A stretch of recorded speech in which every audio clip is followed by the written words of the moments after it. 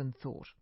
Now, that story's been scotched as only part of contingency planning, but it was a symptom of the dramatic turn of events in South Australia, and it flushed out other remarks from water academics and people like Tim Flannery, indicating that things were really much worse than had been foreshadowed even earlier this year. So is Adelaide, let alone some whole regions of South Australia, in serious bother, considering that the vast majority of its drinking water comes from the beleaguered Murray, something many of us outside the state may not have quite realised?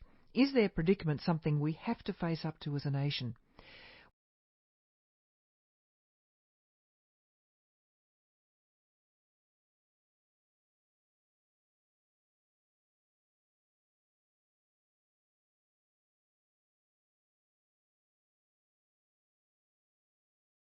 Candace Galen. Candace Galen is based at the University of Missouri in Columbia, and being a biologist, she thought, why not use this astronomical phenomenon to study a biological one? Specifically, as the skies darkened, would daytime pollinators, like bumblebees and honeybees, call it quits? What better activity during an eclipse than to go out with a recorder and record the bees? So, Galen asked 400 citizen scientists, including young students, to place audio recorders in 16 flower patches along the path of totality in Oregon, Idaho, and Missouri. When they analyzed the audio, they found that during partial eclipse, bee buzzing continued. But when totality hit, the bees went silent and only the conversational buzz of human observers could be heard. Then, as the moon passed and the sun again lit up the sky, the bees regained their buzz.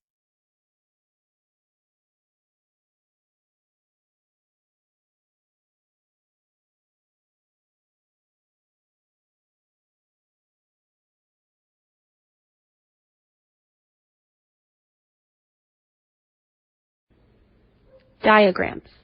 Numbers and diagrams are highly abstract and condensed summaries of the world. They require a degree of mental effort to bridge the gap between them and the aspects of the real world they stand for.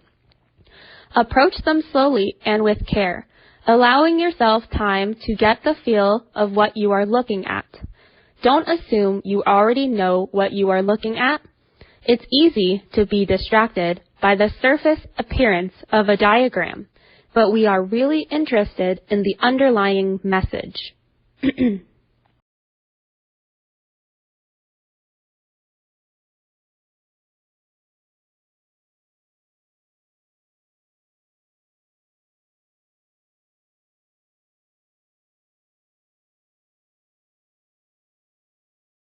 Well, Alex, the National Association of Realtors is at least putting the champagne on ice. The industry group says the slight rise in sales for previously owned homes shows the housing market is finally stabilizing, which is the first sign of a recovery. Now, that of course is an interpretation of the numbers, Alex, and one that's coming from an organization known for being somewhat of a cheerleader for the housing market, since its members are made up of realtors who've been losing a lot of money in the slump. Now, for a more sober view, I talked to Wellesley housing economist Carl Case, and he says the slight uptick in sales hardly offsets the fact that numbers are down 20% from the year before.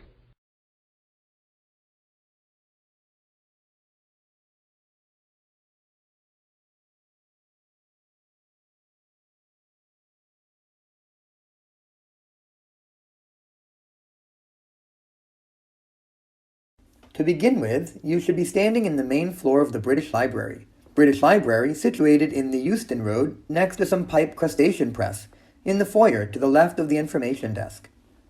It was a large white staircase. Follow this up towards the gallery at the top of the stairs. Pause and look to your left for attention. This is Robert Cotton, born in 1570 and died in 1631. Cotton was a member of Parliament, but he's mainly known as a great antiquarian collector of manuscripts. It is the covenant we have a great depth and the survival of many English manuscripts.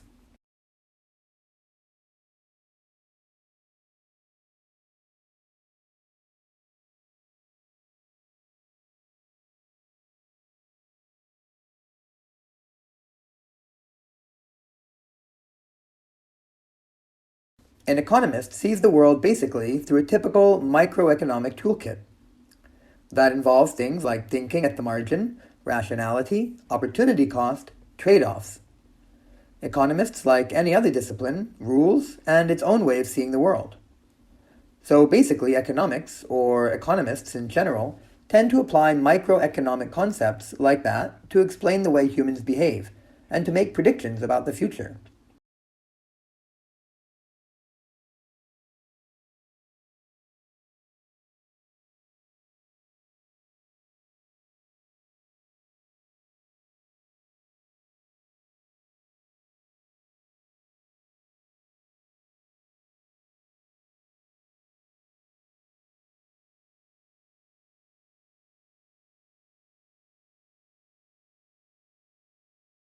Dogs aren't just man's best friend. Previous studies have shown that kids with dogs are less likely to develop asthma. Now a new study may show how, if results from mice apply to us. The work was presented at a meeting of the American Society for Microbiology. The study tests what's called the hygiene hypothesis. The idea is that extreme cleanliness may actually promote disease later on. Researchers collected dust from homes that had a dog. They fed that house dust to mice. They then infected the mice with a common childhood infection called respiratory syncytial virus, or RSV.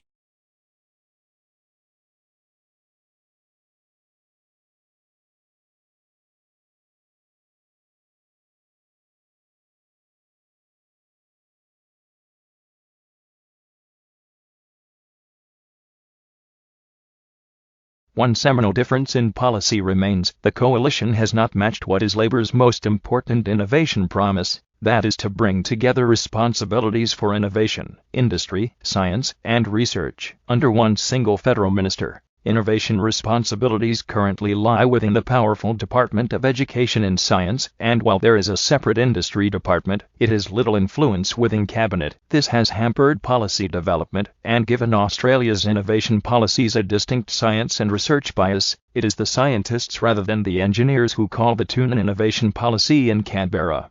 So it's no surprise our policies are all about boosting government-funded research, and later commercializing the results.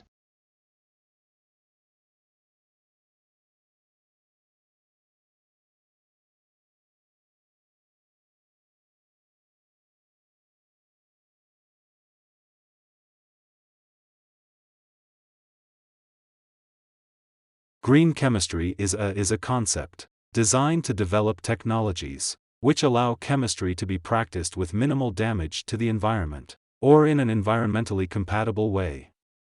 And it's meant to cover both chemical processes and chemical products.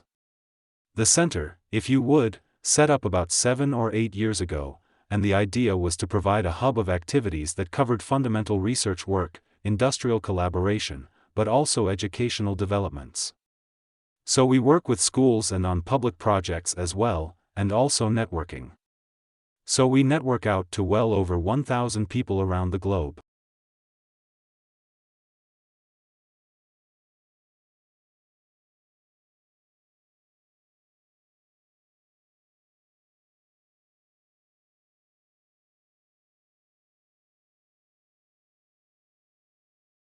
Now, millions of roses get handed out on Valentine's Day, but growing roses has an environmental impact worse than many other crops. Start with climate change. Most roses in the US and Europe are imported from warmer climes. All that flying and trucking adds thousands of metric tons of carbon dioxide to the atmosphere. Then there's all the water needed to, well, water the flowers, and the runoff fouled by copious quantities of pesticides needed to make the roses look perfect. There's also the wildlife and workers poisoned by all that fumigation.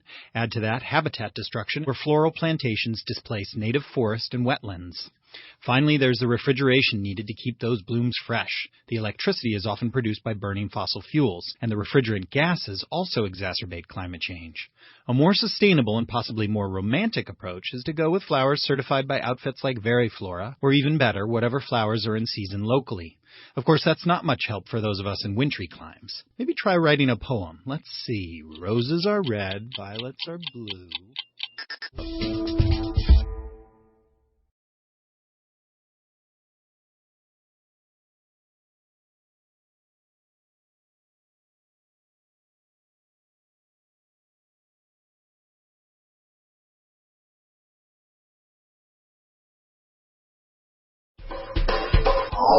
People with asthma, chronic obstructive pulmonary disease, and other breathing disorders need fast relief when their airways tighten up.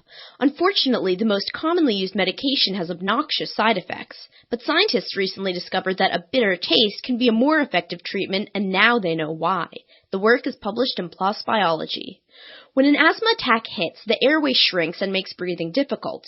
To keep air flowing, the sufferer must take medication to relax the passage's muscles and open it back up. But a couple years ago, researchers discovered airways contain bitter taste receptors like the ones on the tongue. After exposure to bitter substances, the receptors can expand the airway more quickly and more effectively than the most commonly used treatment. Researchers examined airway tissue to learn why bitterness makes the muscles relax. During an asthma attack, calcium flows into the cells of the airway and contributes to muscle contraction. But bitter substances block the channels that allow calcium into cells, which relaxes the tightened tissue. And that's the opposite of a bitter pill.